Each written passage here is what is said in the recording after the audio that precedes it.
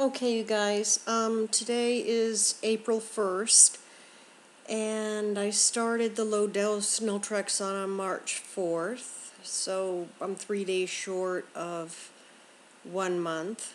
I was impatient, and at 3 weeks I jumped up the LDN to 2 pills, which is 1.5, and 1.5 is 3.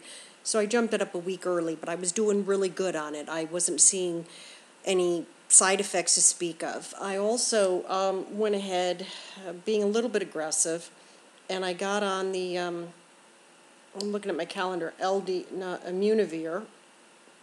So if I started March 4th LDN, it looks like March 24th, I got on Imunovir, and I'm doing the pulsing. This week is, to the best of my knowledge, I think this is the first week I'm doing 6 of the Imunovir. I have been keeping my chart regularly, and I can tell I'm not feeling good, modified my chart. I have to say that, I've been in this bad relapse since January 15th, really bad. But, that hurt, I hit my nose.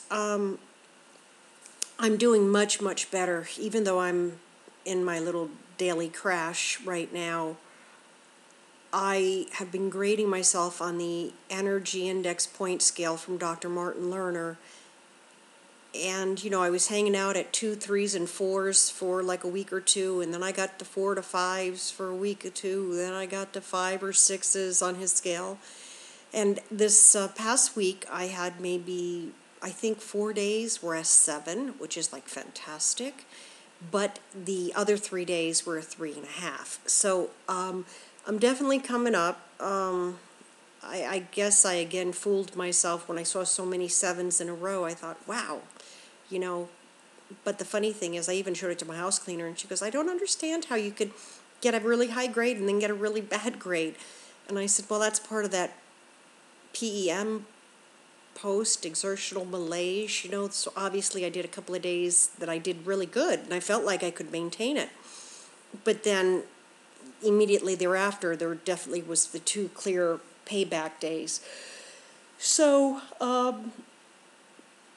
everything's okay. I get a little bit discouraged when I get back on my back, but I've got to be happy. I've got to be happy because I've made so much progress. And the fact that I've hit several 7s, I even think I hit one day was an 8, but it's still very fragile, very touch and go. It's back to where I was a long time ago. I definitely got bit in the ass this time by the relapse. But I'm doing the things I need to do. So, as far as side effects, I've been drinking my coffee. I'm not really having an upset stomach. I'm drinking tons of fluid, doing the numbs, doing the Benefiber. I did see once I added the Imunovir, the constipation wanted to step in aggressively, but I've got the Benefiber. And I'm keeping hydrated, and I'm respecting the boundaries. Part of the reason why I was a little bit bad and stepped everything up faster is my girlfriend Gail is coming in I think the 13th of April, and I so want to be up on my feet for when she comes. So I thought if I had to pay the price now and jack up the LDN 1 week earlier and step in the Imunovir a little bit earlier, I'd rather suffer now while she's not here so that I can be up on my feet to do things with her when she comes. That's what I'm hoping. Let's hope it doesn't backfire. The other thing that's very interesting that is becoming clear with the LDN is my morning resting heart rate has dropped 5 to 7 points.